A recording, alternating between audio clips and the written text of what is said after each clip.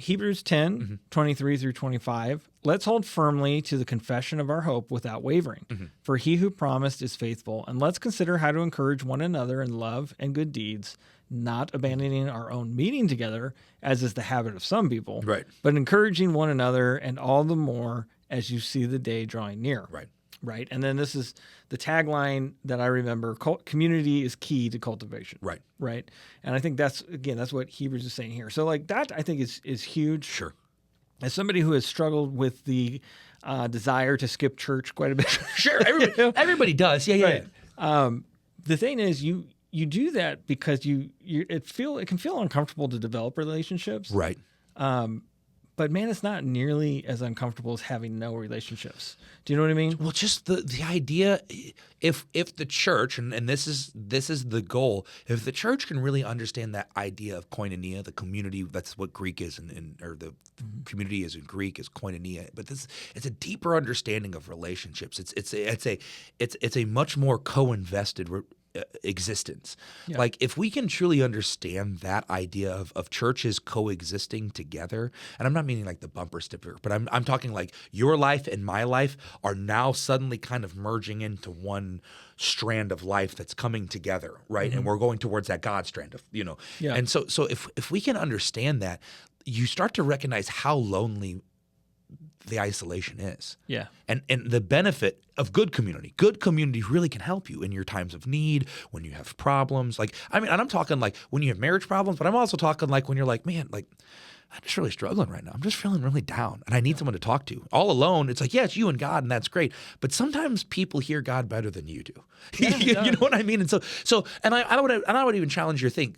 Community, they say neglecting to meeting together is the habit. Community doesn't just mean, I got to go to church on Sunday. That could, if you feel uncomfortable in the large group setting, sometimes people find it comforting because you can kind of hide. We don't really have a church that allows you to hide. You kind of, if you stand, our people will make sure, and like because whether people realize it, and this is a funny thing, I love when new people come because they don't realize we don't have assigned seats, but everybody sits in the same kind of sections. So when you look around and you're like, I've not seen this face before. So we have a very loving community that does talk, and so it's one of those things. So I can understand the intimidation there, but Paul's point is, so Paul doesn't go to the whole church. Right. He goes to a couple people in the church, and they're probably the most relatable people to Philemon. And I think that's the thing that we have to understand when it comes to community, is it's not saying, I need to take my sins before the church and say, here I am, I have sinned, forgive me. No, that's the last step. Okay, and that's if you haven't repented and haven't turned and haven't changed.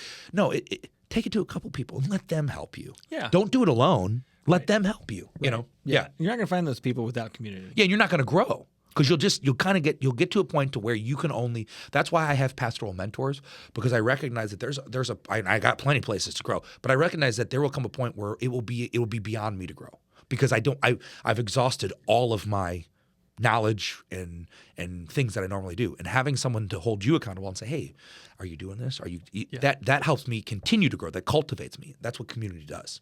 Yeah, and that's the thing is, if you try to have confrontation, if you try to give some form of correction or request an apology or do anything like that, and you've got no one to support you in that. Right. You've got no one to first check you to make sure that you even are on the right path. Right. And you've got no one to help you be accountable to actual reconciliation. Right. Like this is a hard thing to do. 100%. Right? And a lot of us, when we don't feel like we have those options, we ignore the confrontation and we allow distance. Right. And that's just as bad. And that's where I think it goes, like you said, goes back to that idea of community. If you're going to confront somebody, you better be ready to be in community with them. Yeah. Because you don't just, and I think I said this I don't remember when I said it. I know I said, but we like to see confrontation as this mic drop moment where we just drop them. We say what we want to say. We drop the mic and we're like, peace, we're out of here. But that is just so not what it is, especially what Paul is doing. He's added that accountability piece from the get-go.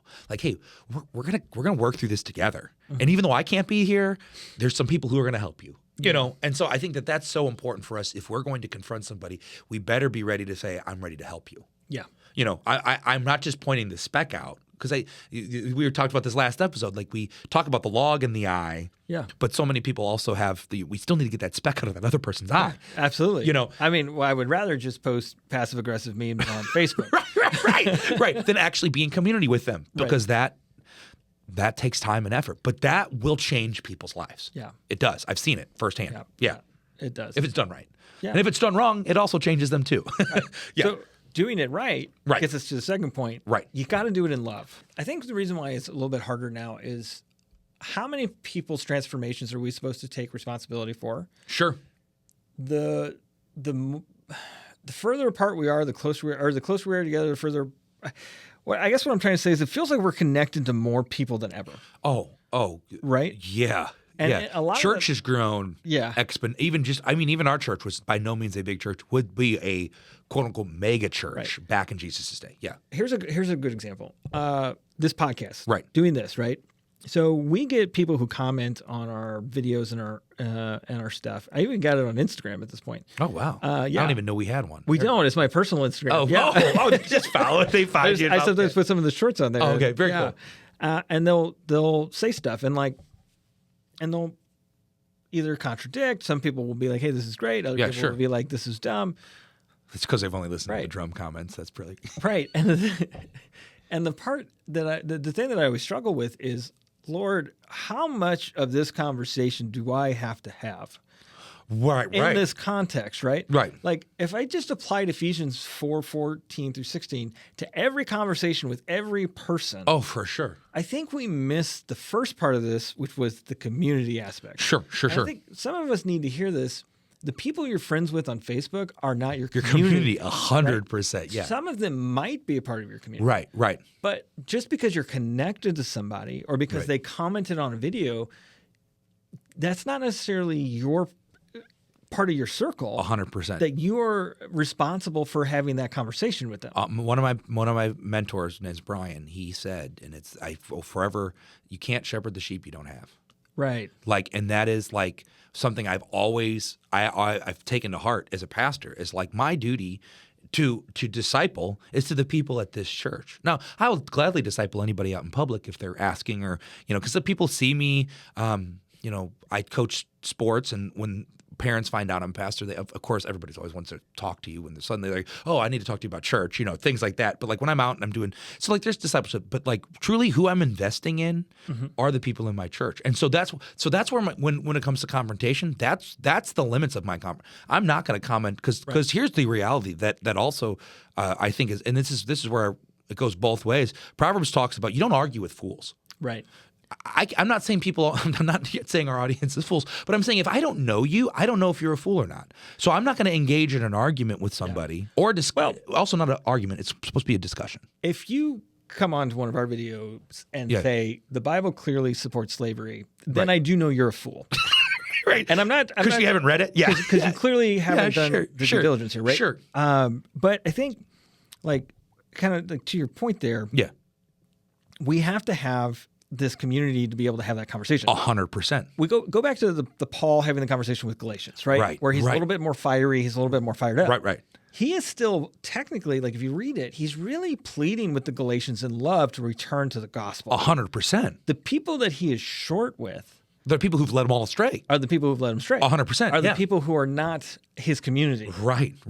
And that's a thing that's really tough for me. Sure. I even feel bad just even having said what I just said about the people who comment on this video. Right. It makes me I feel bad because I'm like, oh man, am I doing this right? Sure. I don't want to be dismissive of people. I don't want to be hateful. I don't want to do that. But at the same time, you get to a point where it's enough is enough and a fool is a fool. Right.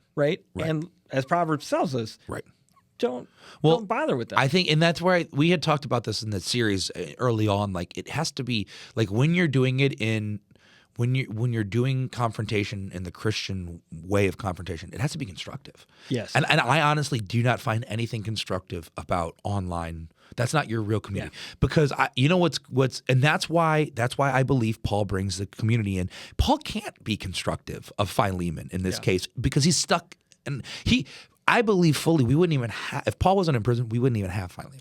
Yeah. Because he would have traveled back up to Colossae. Yeah. Because he was planning to go on a mission trip. In fact, he says at the end, prepare a room for me. We're going to talk about that in a bit. But his plan was to come back there. Yeah. So I guarantee Paul would have, when he got back there, said, hey, man, he probably would have brought Onesimus with him too. You know what I mean? So it would have been a personal, he had the community, the relationship. But again, it all goes back to love. Yeah. And that's because love is always constructive. It always builds. It doesn't break things down. It builds them up. Doesn't tear people down. Exactly right. Yeah. It also doesn't allow someone to build in error. 100%. Oh, that's when we talked about, we said it earlier, God's love. Because see, that's the difference here, is he's operating under understanding of God's love. Not just, oh, I love you, dude. He uses the word, and we've already talked about it. He does not use phileo. He's not talking our philo, not talking about a brotherly love. He uses agape, right? This is a godly, I love you like God loves you. Right.